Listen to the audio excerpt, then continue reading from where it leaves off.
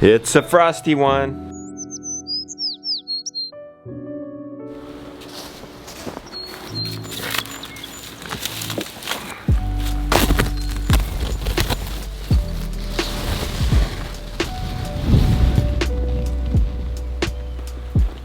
Sun's coming up. We gotta get lettuce there today, just like that broccoli.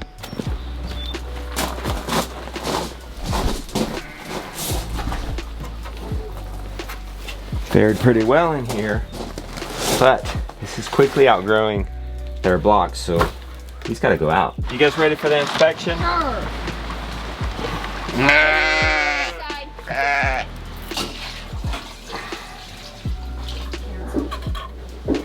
This is my ride to get around, so I don't have to walk. Nice. This Agribon on this rigid frame does not work. It's too fragile. Where should we put this chicken tractor? I think we could put it there behind Lucky.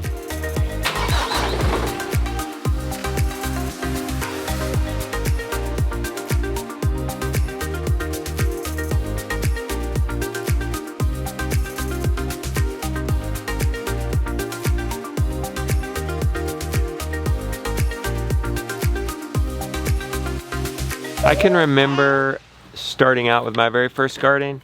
Felt totally, well, did it feel unattainable? I know many people feel like all this is unattainable. Just a shallow till. We don't want to kill the soil life. Well, I get it. Many people see all this. They see the raised beds, the chicken run, the pretty shaw. And it just seems like it just appeared because maybe you haven't been watching us and maybe you didn't see us. We built these raised beds and vlogged about it. We had this fence built. We had the pretty shawl built. So maybe you weren't here for that. And it just seems like it appeared. All right, let's pick out the greens. So I get it. If I put myself in the shoes of a beginner, or when I was beginning, I had no idea. You want a garden, but what do? There's sod here. Do I put it there? How do I get up the sod? And then what? Do I go get seeds? I've seen plants at Lowe's. Do I get those and put them in my garden? When? And is it okay that it's frosting? I know Justin's planting now in North Carolina, but I'm in Michigan. What do I do? There are these questions, and I had the same kind of questions when we began. So what do? Well, I'll tell you what we did. We can do 4 lettuces per square foot. So that's like 16 in one little row. So if I know 4 lettuces in a square foot gardening method in 1 square foot, that's 16 times 8. What's that? Don't do math in public, Morgan says. As a beginner, you don't even know that. You don't even know, like, well, how far do I put them apart? Now I've done got it memorized. It's different if I put it out in the rows. 16 times 8 is 128. So I don't even know if you can plant 128 lettuce heads in a 4x8. That's way more than any one person could ever want or should ever want. This is 1,300 square foot. I mean, if you could put 128 lettuces in this one bed, just think of what you could do in these 7 beds. We have spots for 128. 7 times 12, how many plants we got? 84. So we'll just be more generous in our spacing. So yeah, we can put this whole tray in here. We could leave ourselves room for something else, but we're gonna have plenty of raised beds, and we have crop gardens way over there. So we have the case of we have plenty of room for gardens.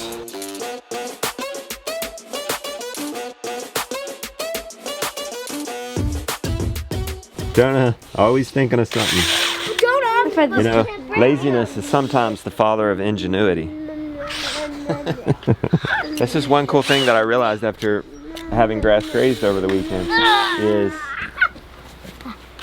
he always worked away from the house, and so when he started working on the homestead, he realized his kids, his wife can see the work that he's done.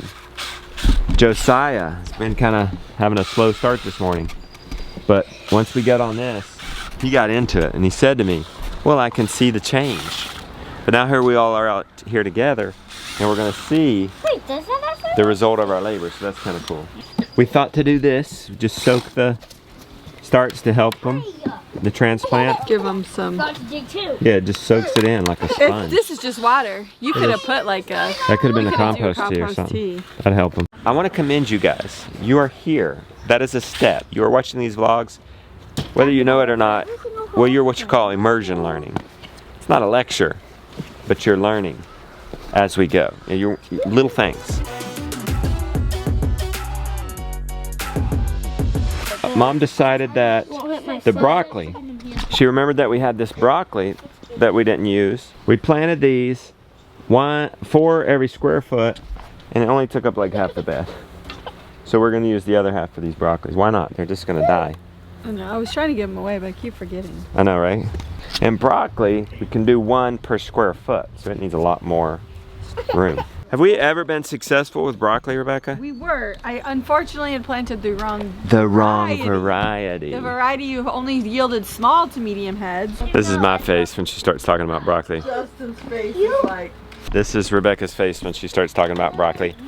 No, I love broccoli, and I always have. And so then when we got married, remember, I only made broccoli, and he requested very kindly, "Do you think we could have another vegetable?" And I was like, "What do you mean?" He's like, "We eat broccoli all the time." The things you learn and go through when you first get married.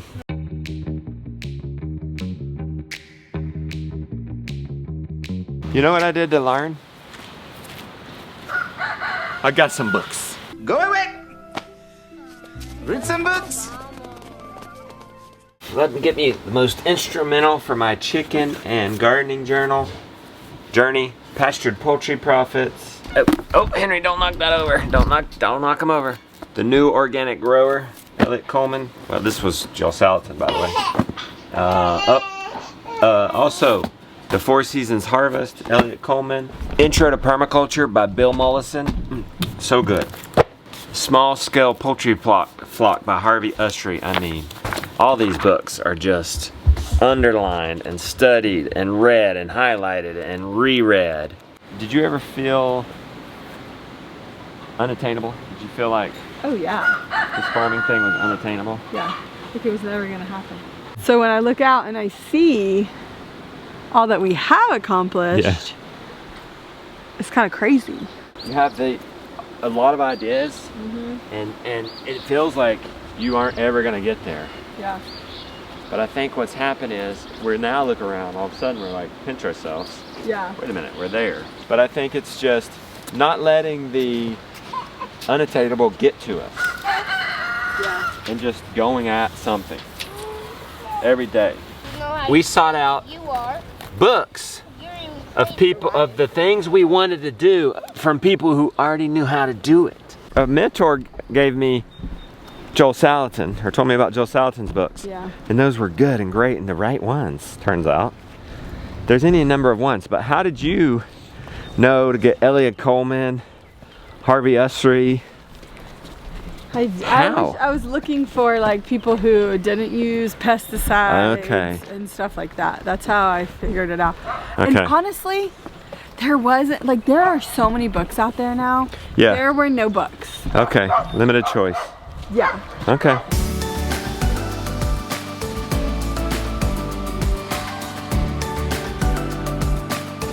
He woman.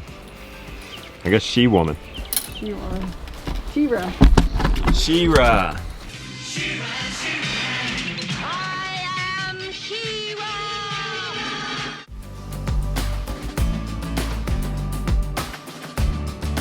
We're ready for tonight. If you guys didn't see it, we put a little wire across, zip tie it, bend the poles. We got 1/2 inch metal conduit, 10 foot long pole bended that. Those are for our crop gardens, but it works great here. This is what it'll look like, but it's time to get the cover off. Get it some direct sunlight. Okay. We've got all these books that got me started in gardening and chickens. Nice pile. Pretty minimalistic still. Good pile.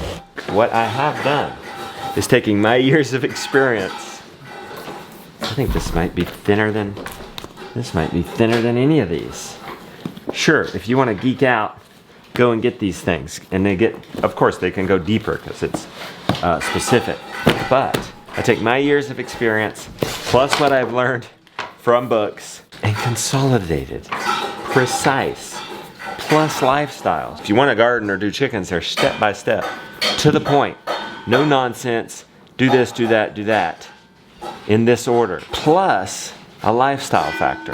So hopefully, to get somebody started with gardens and chickens and basic permaculture design, you just need this. These are not bad. I encourage you to get them if you really want to geek out. But this is a really good starting point. And like Rebecca said, there are a lot of books out there. So where do you start? Start somewhere. And I might be partial. I am partial. I'm partial. I can't think of a better place to start than the Rooted Life. And you like those eggs. She's got a little hack. She's starting been eating sauerkraut with them every morning. That makes it a little different, doesn't it, Beck? Mm-hmm. Good job. What you studying? It's about Lyme. Yeah, I got bit by a tick. Found the tick right here at the end. It was the end of February. There was a little redness around it, so we're nervous for the tick. We might actually give that tick Lyme disease. No, we're nervous it might have another co-infection. Yeah, that's what I'm nervous about. TheRootedLife.com. All kinds of bonuses until March 7th.